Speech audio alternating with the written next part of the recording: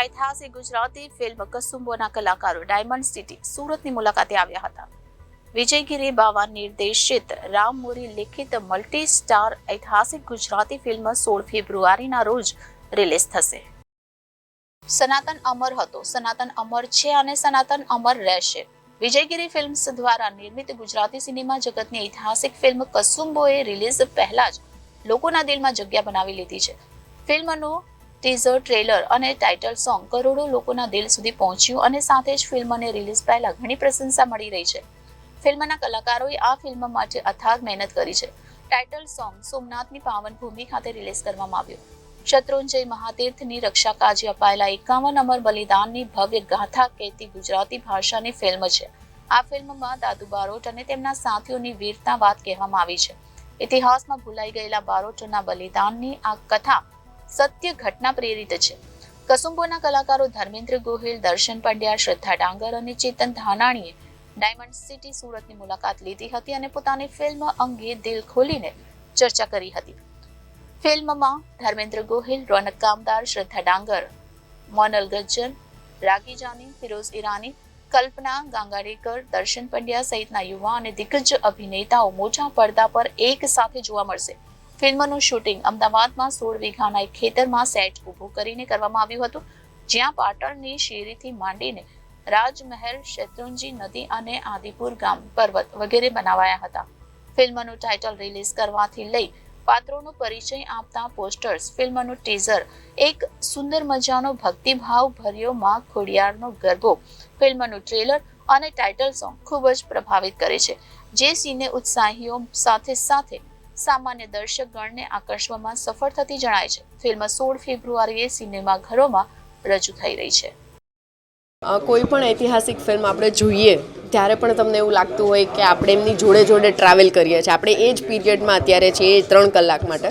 તો જ્યારે અમે આ પાત્ર 1 મહિના માટે ભજવ્યું, 1 મહિનાથી વધારે, કારણ કે ટ્રેનિંગ અને એની માનસિક સમજ તમારે લાવવી બહુ જરૂરી હોય કે જ્યારે પણ તમે ઐતિહાસિક ફિલ્મ કરો.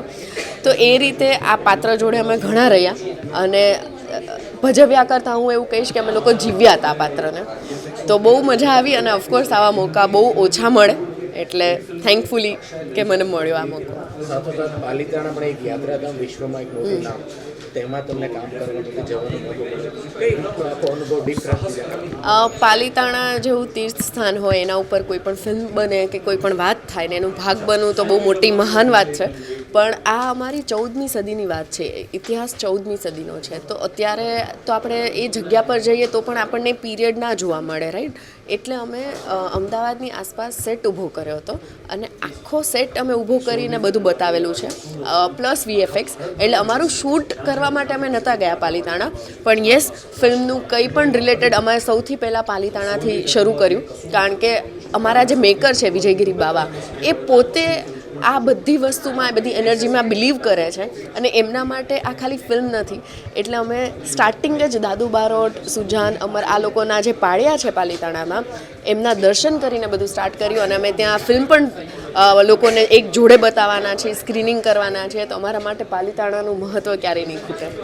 છેલ્લો સવાલ કે જૂનું યુવાધન જે છે એની ઐતિહાસિક વાત વર્ષો જૂની, યુવાધનને શું મેસેજ રહે છે એક યુવાન નાતે તમારે?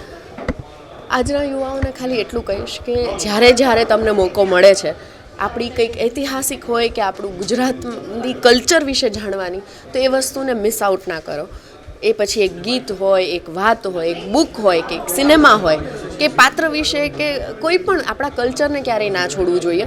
અને કલ્ચરમાંથી તમને જે શીખવા મળે છે એનો ખરેખર ઉપયોગ બી કરવો જોઈએ. તો આ ખાલી ફિલ્મ નથી. જો 3 કલાક પછી તમને એવું લાગે કે ત્યારના યોદ્ધાઓ 22-23 વર્ષના જો આવા હતા, તો આજે આપણે કેમ ખાલી બાહ્ય વસ્તુઓને જ ઇમ્પોર્ટન્ટ આપીએ છીએ? અંદરથી શૌર્ય, અંદરથી ધર્મ કે પરિવાર માટેની ભાવનાઓ જે ઓછી થઈ ગઈ છે એને ફરી જગાડવી જોઈએ. નમસ્કાર, હું છું ચેતન ધનાણી. આ પહેલાં આપ સૌએ મને રેવા, ડિયર ફાધર, કર્મા નામની ફિલ્મમાં જોયો હશે. રેવા ફિલ્મનો હું સ્ક્રીન પ્લે રાઇટર અને લિરિસિસ્ટ પણ હતો. અને આ ફિલ્મ કસુંબો, એમાં અર્જુન બારોટનું પાત્ર ભજવી રહ્યો છું. કેવો રહ્યો અનુભવ અને ખાસ એક અમરગાથા બલિદાનની વાત છે, કેવો અનુભવ?